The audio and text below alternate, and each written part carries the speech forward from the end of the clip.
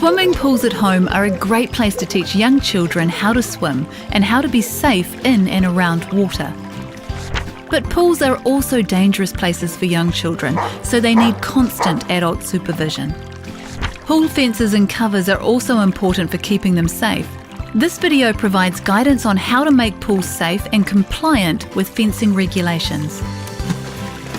We will focus on 3 types of pools: in-ground, above ground, and small heated pools.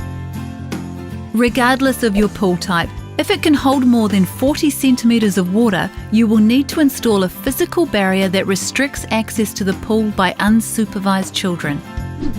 For an in-ground pool, the fence must be at least 1.2 metres high, measured from the ground on the outside of the fence.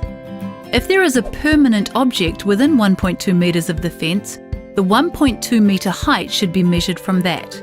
The gaps in your fence must be a maximum of 10 centimetres underneath, a maximum of 10 centimetres between the rails, and at least 90 centimetres between horizontal railings. Diagonal rails are not allowed on pool fences or gates. Now the gate. Your gate must comply with a number of requirements. It must open outwards away from the pool, be clear of any obstructions, have a latch, and be able to close and latch on its own. Also, ensure your gate hinges are properly tensioned. If the latch is on the outside of the fence, it should be at least 1.5 metres above the ground or any nearby permanent objects.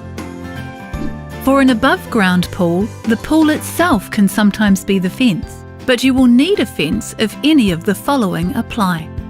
The top of the pool is less than 1.2 metres above the adjacent ground, or less than 1.2 metres above any object that is within 1.2 metres of the pool. Or the pool wall can be climbed, or a ladder or other means of access can't easily be removed.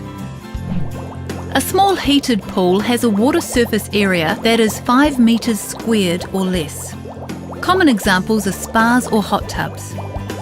A cover can be used as a physical barrier, but only if the top of the pool wall is at least 760 millimetres above the ground, and if the walls can't be climbed. If a small heated pool doesn't meet both these requirements, then a fence is required. If the top of the pool is next to a permanent object like a deck, then measure 760 millimetres from that point. The cover must meet a number of conditions relating to signage, its strength, ability to restrict access, and how easily it can close. The fenced area should be limited to the immediate pool area and not include things like veggie gardens, clotheslines, or playground equipment. The area around the pool should be as confined as possible, and its use should be related to the pool only. If your neighbour's fence forms part of your pool fence, this would also need to comply with the regulations. That means, among other things, the property boundary fence needs to be at least 1 metre from the pool water's edge, be at least 1.8 metres high on the pool side, have any gaps smaller than 10 centimetres, have at least a 90 centimetre gap between railings. The top rail can be no more than 15 centimetres from the top of the fence.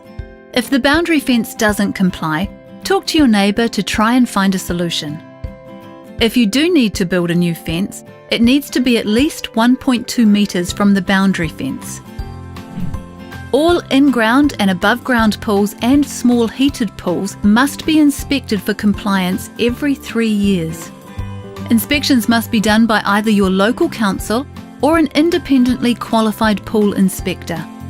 If you fail to meet compliance, you could be fined up to $5,000, or you might be required to drain the pool and keep it empty.